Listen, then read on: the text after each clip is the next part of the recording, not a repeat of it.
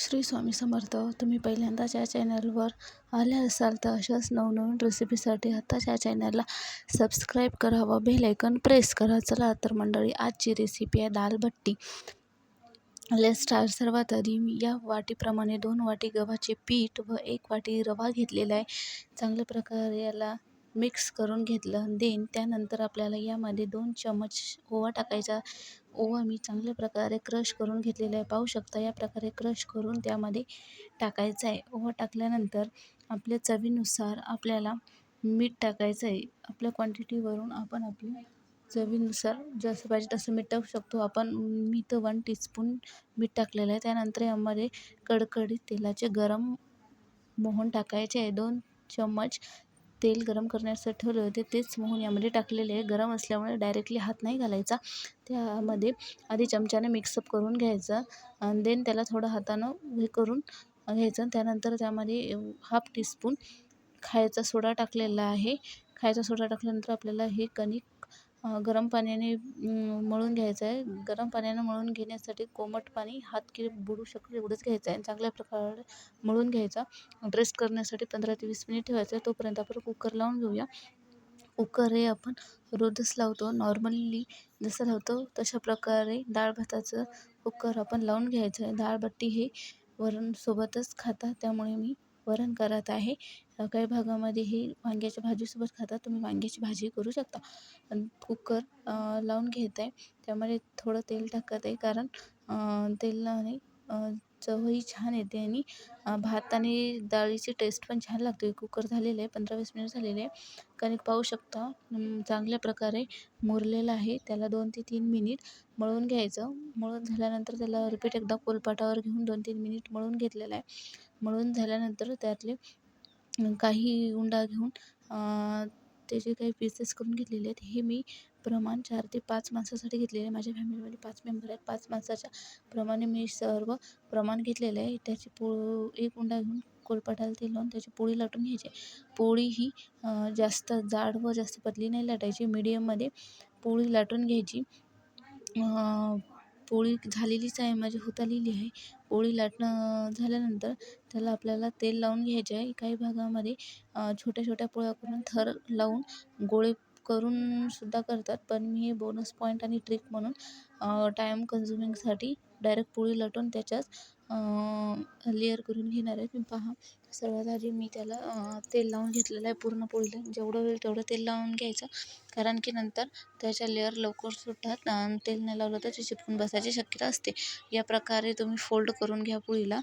नंतर शेवटचे काठ आहे ते पण मध्ये दाबून घ्यायचे आणि रोल करून घ्यायचे. त्याच्या पुढच्या साईडनं पण दाबून रोल करून घ्यायचा. तुमचा जो उंडा मोठा असेल तर तुम्ही याच्यापेक्षा जास्त पण लेअर पाडू शकता. माझा थोडा उंडा छोटा असल्याकारणाने मी म्हणजे 4 ते 5च लेअर येतील याप्रमाणे घेतलेलं आहे. या प्रकारे असं जॉईंट करून हलक्या हातानं त्याला उंडा करून घ्यायचा. याप्रमाणे सर्व करून घेतलेले आहेत. 15 ते 16 माझे झालेले आहेत तेवढ्या प्रमाणामध्ये.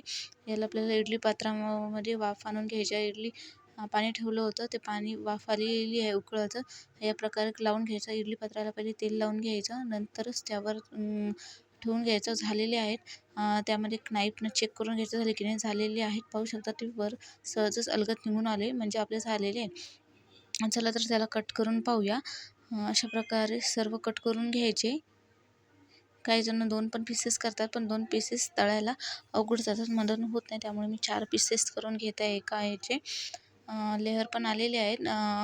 आत्ता तेवढं दिसत नसेल, बऱ्यापैकी आलेच, पण जेवढं दिसत नसेल तर जेव्हा आपण त्याला तेलामध्ये सोडू तेव्हा ते चांगल्या प्रकारे येतात. आता कुकर काढून त्यामधलं वरण फेटून घेतलेलं आहे. तेल गरम करण्यासाठी ठेवलं होतं. चला आता भट्टी तळून घेऊया. तळण्यासाठी ठेवलेलं आहे आणि टाकलेले एकदम मीडियम गॅसवर तळून घ्यायचे. आपल्याला सोनेरी कलर येईपर्यंत बिट्यात तळून घ्यायच्या. भट्टी पाहू शकता तुम्ही, या प्रकारे झालेले लेअर पण सुटलेले आहेत किती चांगल्या प्रकारे पाहू शकता, आणि क्रिस्पी पण झालेले आहेत. हे आपण टिश्यू पेपरवर काढून घ्यायचे. नंतर भट्टीसाठी लागणारं वरण तडका देऊया, वरण फोडणी देऊया. त्यामध्ये तेल गरम करून त्यामध्ये जिरं, तिख्या टाकून मिरच्या टाकलेल्या आहेत. कांदा टाकून आलं लसूण पेस्ट टाकून चांगल्या प्रकारे परतून घेतलेलं आहे 2-3 मिनिट. नंतर त्यामध्ये कढीपत्ता टाकून परतून घेतलेला आहे. नंतर वरणसाठी खोबऱ्याचा बारीक भुरका टाकून मिक्स करून घेतलं. नंतर टोमॅटो हे 2-3 मिनिट शिजत घालण्यासाठी ठेवायचं आहे. वरण आपण दालबाटीसाठी मिक्स डाळीचं पण करू शकतो, पण आमच्या इकडे नाही खात, त्यामुळे मी फक्त तुरीचं केलेलं आहे. काही भागामध्ये बिट्ट्या हा वांग्याच्या भाजीसोबत पण खातात आणि बिट्ट्या किंवा दालबाटी हा एकच प्रकार असून तो राजस्थानी आहे. राजस्थानी लोक हा त्यांचा रोजचा आहे. जसं आपलं डाळ भात आपण रोज खातो तसं ते सुके मसाले टाकायचे. लाल तिखट 1 चम्मच हळदी, गरम मसाला आपल्या रोज अवेलेबल असतो तोच प्रकारे. तेल पण सुटलेलं आहे, पाहू शकता तुम्ही. या प्रकारे 2-3 मिनिट टोमॅटो पण चांगल्या प्रकारे बारीक झालेला आहे. टोमॅटो आणि शिजून घेतल्यानंतर त्यामध्ये आपलं जो वरण आहे फेटलेलं ते टाकून घ्यायचं आणि पाणी टाकायचं असलं आपण वाढवू शकतो आपल्या क्वांटिटीनुसार. मीठ टाकून आपली वरण रेडी झालेली आहे. दालबाटी पण पाहू शकता, बट्ट्या आपल्या झालेल्या आहेत. अशा गोल्डन सोनेरी रंग येईपर्यंत झालेले आहेत, क्रिस्पी पण झालेले आहेत. मी तुम्हाला काही क्रश करून दाखवते. क्रश केलेला आवाज येतो का नाही माहिती नाही, बट क्रश तुम्ही त्याच्या पाहूनच ओळखू शकता की ते किती चांगल्या प्रकारे क्रश झालेले आहे. पहा, या प्रकारे मी क्रश केले आणि याला काही जण असं वरून सुद्धा पोळीसारखं खाऊ शकतात, बट त्याचा जो काला करून खाल्ला तर एकच नंबर लागतो. वरण, कांदा, लेमन वगैरे, पण मी लेमनला इथं स्किप केलेलं आहे कारण तूप टाकलेलं आहे. तूप आणि राजस्थानीमध्ये तुपाचा प्रचंड प्रमाणात यूज केलेला आहे आणि तूपच तर गावरानी तूप टाकून खातात, त्यामुळे मी पण तूपच. आणि तुम्हाला आवडत नसेल तर तुम्ही लेमन अशाच रेसिपीसाठी सबस्क्राईब करा, फॉलो करा. श्री स्वामी समर्थ.